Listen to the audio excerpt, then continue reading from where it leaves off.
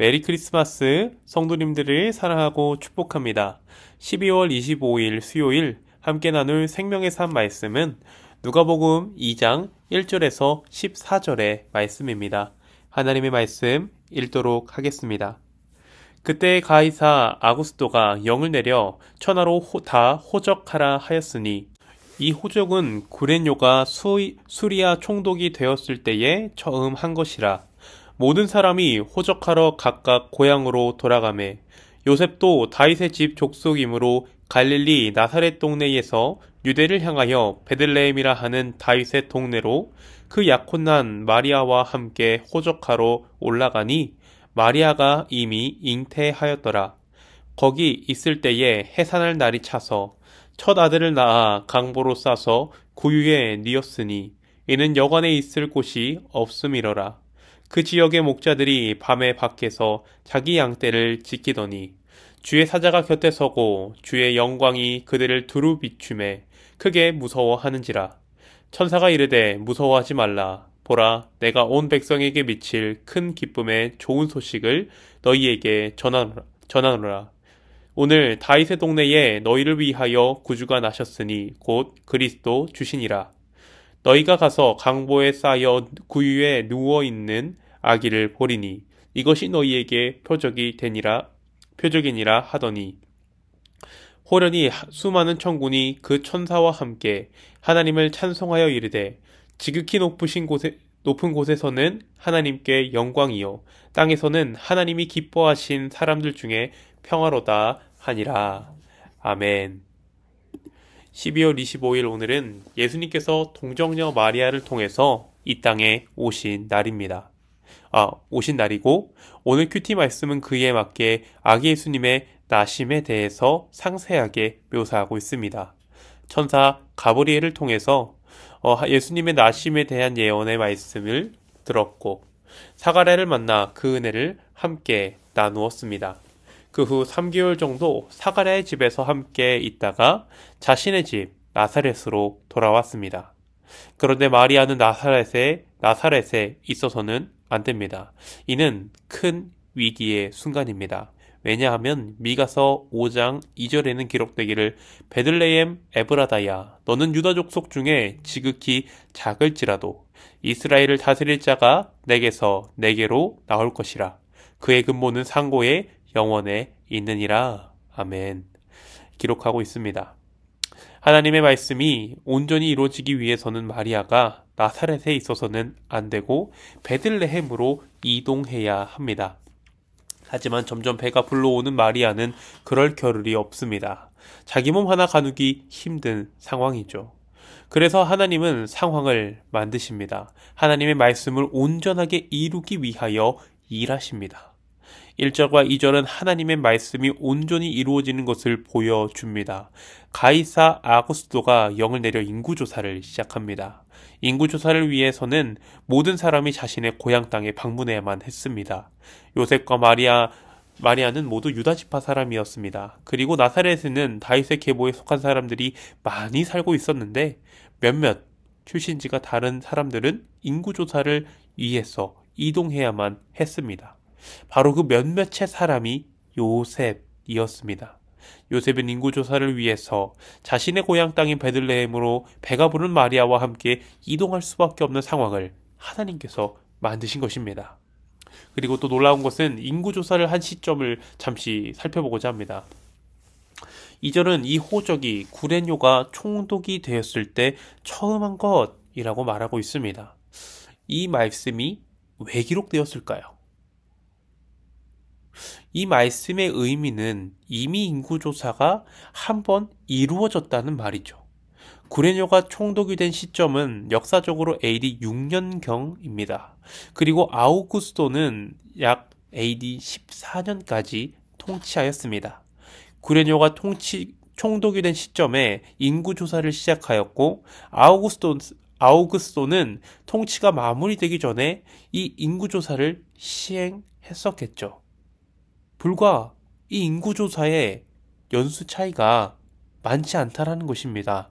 그들이 엄청나게 긴 텀을 두고 옛날에 했으니까 지금 하자 그때가 아니라 이미 인구조사를 했는데도 다시 한번 인구조사를 진행하게 된 것입니다.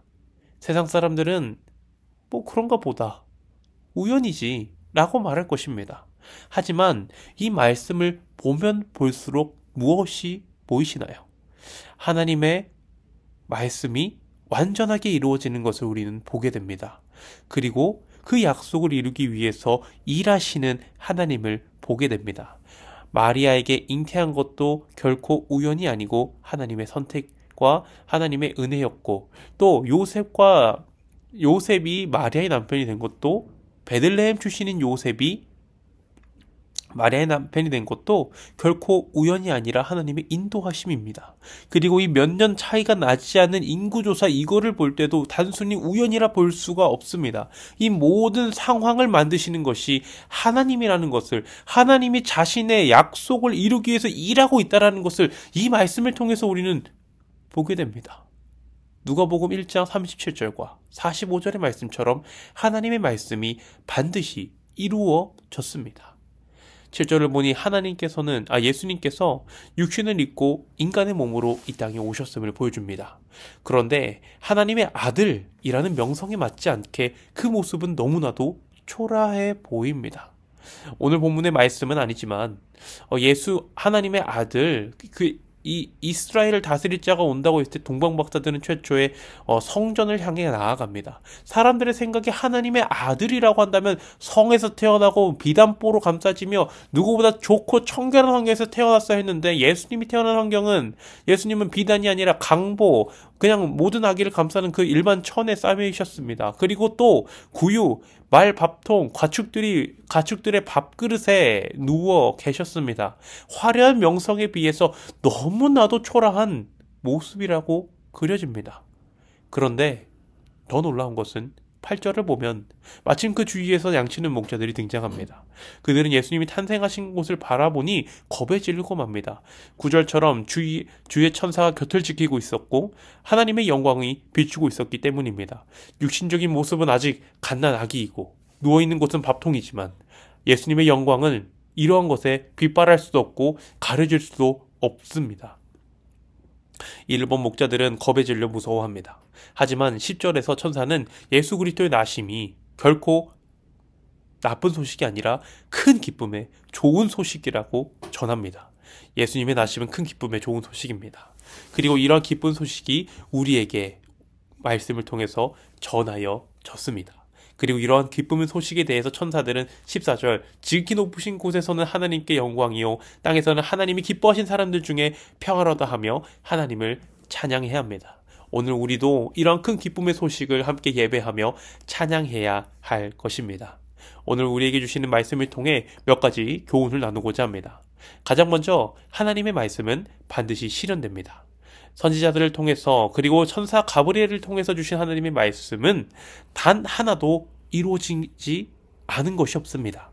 또 거의 이루어진 것도 없습니다. 모든 것이 완전하게 이루어졌습니다. 세상 사람들은 이를 우연이라고 말하거나 지연의 말이라고 합니다. 너무 딱딱딱 맞으니까요. 하지만 오늘 말씀을 통해 우리는 다른 관점을 가져야 합니다. 약속을 이루시기 위해서 일하시는 하나님을 우리는 목격하게 되었습니다.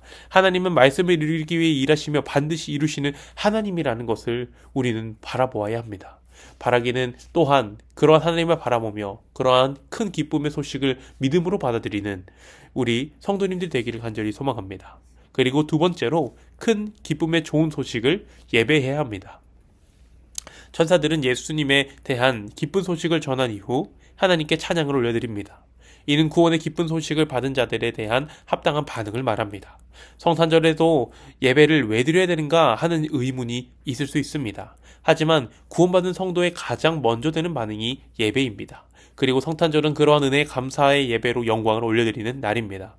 크리스마스의 뜻은 그리스도를 예배한다는 의미입니다. 성탄절은 무엇인가요? 라는 질문을 받은 적이 있습니다. 성탄절의 의미는 정말 무엇일까요? 몇몇 학자들은 12월 25일이 성탄절로 지켜서는 안 된다라고 말하는 사람들도 있습니다. 하지만 성탄절은 예수님의 탄생이 이때나 아니다 논쟁하는 날이 아닙니다. 예수님의 나심의 의미를 다시 기억하는 날입니다. 사람은 익숙해지면 중요한 것을 잃어버리고 살아간 때가 정말 많이 있습니다.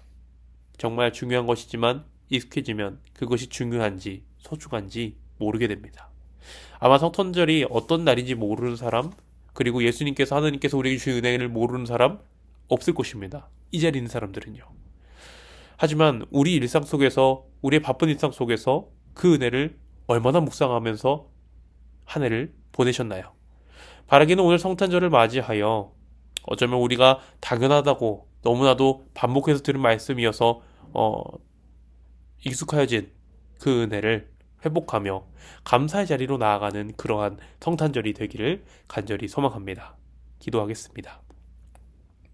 사랑과 은혜가 충만하신 아버지 하나님, 감사합니다. 2000년 전 오늘 아기 예수님을 이 땅에 보내시고 우리에게 큰 기쁨의 소식을 전해주시니 너무나도 감사합니다. 하나님, 우리가 이 성탄절을 맞이하여 하나님, 우리가 바쁜 일상 속에서 잊어버리고 살았던 예수 그리스도의 그 나심의 의미를 떠올리며 그 은혜에 익숙함으로 나아가는 것이 아니라 감사로 나아가는 우리 성도님들 될 수 있도록 주님 축복하여 주시옵소서. 이후에 있을 성탄 예배를 통하여서도 하나님 영광 받으시며 주님께서 우리에게 주시는 은혜로 가득하게 하여 주시옵소서. 감사를 드리며 우리 주 예수님의 이름으로 기도합니다. 아멘.